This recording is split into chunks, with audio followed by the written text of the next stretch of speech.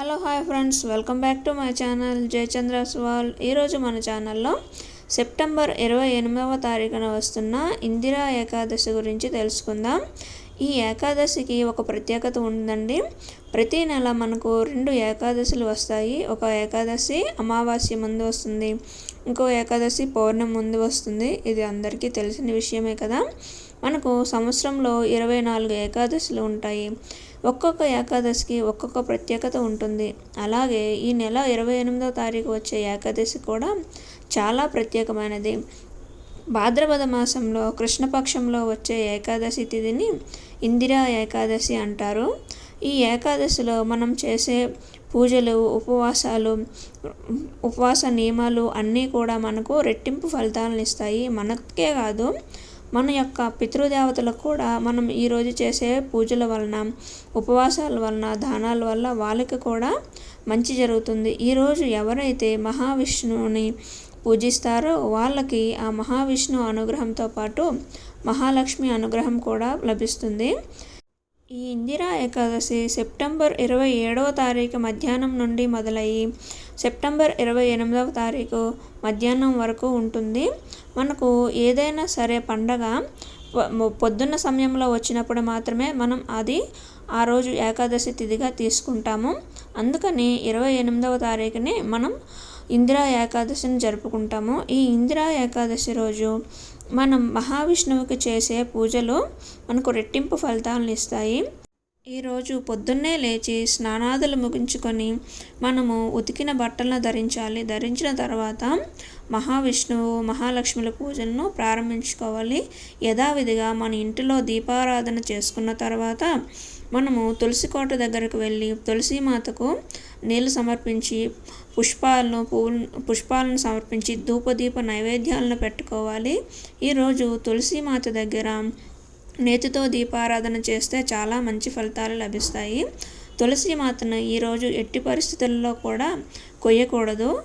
అదేవిధంగా తులసీమాతకు మనం పూజ చేసుకున్న తర్వాత తులసీమాత చుట్టూ 3 ప్రదక్షిణలు చేసి మన మనసులో కోరికలను ఈరోజు చెప్పుకోవాలి.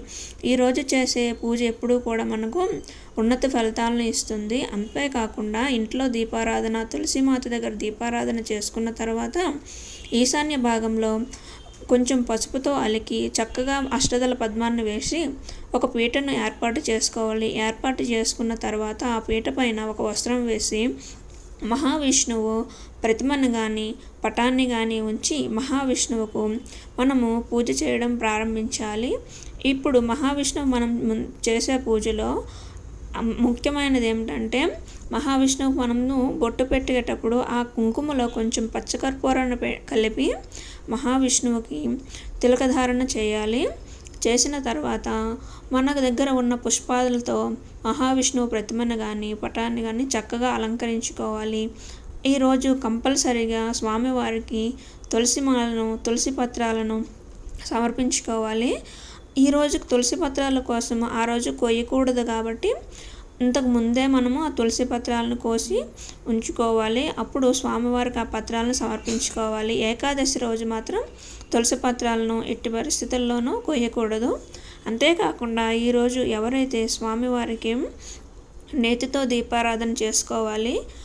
అంతేకాకుండా స్వామివారికి పచ్చకర్పూరాన్ని కలిపిన ఏవైనా నైవేద్యాలను సమర్పించుకోవాలి. వడపప్పు, పానకము, లేదంటే స్వామివారికి ఎంతో ఇష్టమైన ఏ ప్రసాదాన్ని మనం సమర్పించుకున్నా సరే మన శక్తి కొలది ఆ ప్రసాదం పైన ఒక తులసి పత్రాన్ని సమర్పించాలి. తులసి పత్రాన్ని సమర్పించకుండా ఎంతటి ప్రసాదాన్ని పెట్టినా సరే అది స్వామివారు స్వీకరించరు.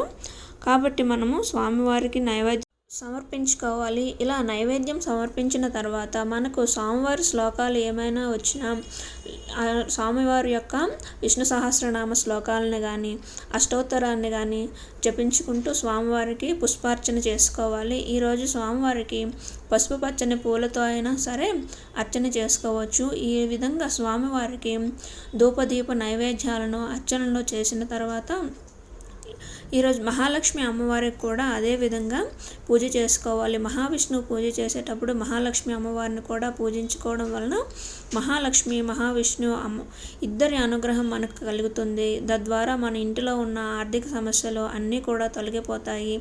మహాలక్ష్మి మహావిష్ణువు అనుగ్రహంతో పాటు మన ఇల్లు ఆయురారోగ్య ఐశ్వర్యాలతో సుఖంగా సంతోషంగా ఉంటుంది.